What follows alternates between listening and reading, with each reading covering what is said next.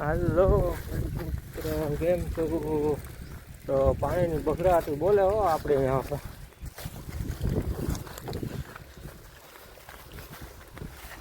તો વરસાદ વિરામ લઈ ગયો છે એટલે હવે પાણીની જ બગડાટી બોલવાની છે.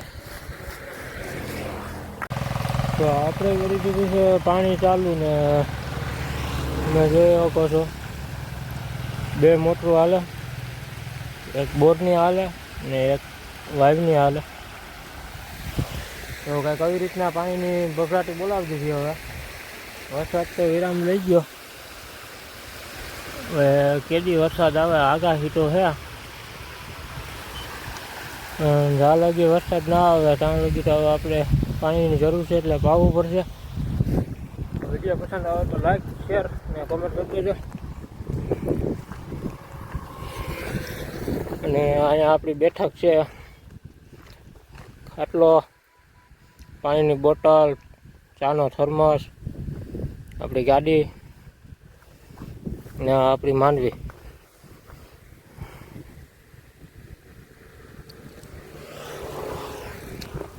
હવે પાણી વાર લઈએ, એકાદ પાણી તો પાવું જ જોઈએ. બધાએ પાણી ધબેડી દીધા ખેતરમાં. આપણે સૌને હારે ચાલુ કરી દીધું છે પાણી. ઓલી આપણી વાડી છે ને ભાઈ નેદે છે, એ આ બાજુનું નેદાઈ ગયું. હવે આ બાજુનો ભાગ નેદવાનું બાકી છે. એમાં થોડુંક ખડ છે, મોટું મોટું જે ઝાડવા રહી ગયા હોય તો હું ઉપાડી આવું છું. હું તો 2 લાઈનો લેવા ગયો તો તમે પેલા વિડીયોમાં જોયું શરૂઆતમાં. આપણે લાઈનો લઈ આવ્યો ને કાલ આપણે ગયા ટ્રેક્ટર રાખવા, એટલે વોલ પણ કરવાના હતા ફેન્સિંગના. તો વોલનો વિડીયો પણ આપણે નાખી દીધો છે ચેનલ ઉપર, એટલે વોલ પણ કરી લીધા. નહીં એટલા ધક્કો જ થયો હતો, કેમ કે અહીંયા આપણી પાસે વરમ છે એ ફૂટનું છે ને એ લોકોને 1.5 ફૂટનું વરમ જોતું હતું. એટલે કે ખાડાની ગોલાઈ પહોળાઈ છે એ 18 ઇંચની ને આપણે થતી હતી 13-14 ઇંચની. એટલે એ આપણું મેળ ના આવ્યો.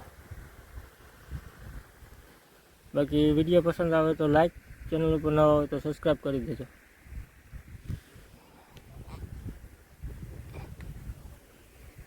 તો મિત્રો જેડો સારો આવી ગયો કે ખાટલો પલ્લી ગયા એમ છે, તો આપણે ખાટલો મૂકતા આવીએ.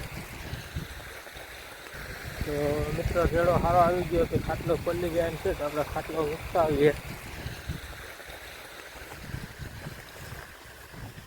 ને પાણી વારવાનું પણ કામ ચાલુ છે, તો ખાટલો મૂકતા જ આવીએ વાળી. થોડુંક નહીં એવું રેડું પડી ગયું એટલે આપણે ખાટલો મૂકતા આવ્યા અંદર.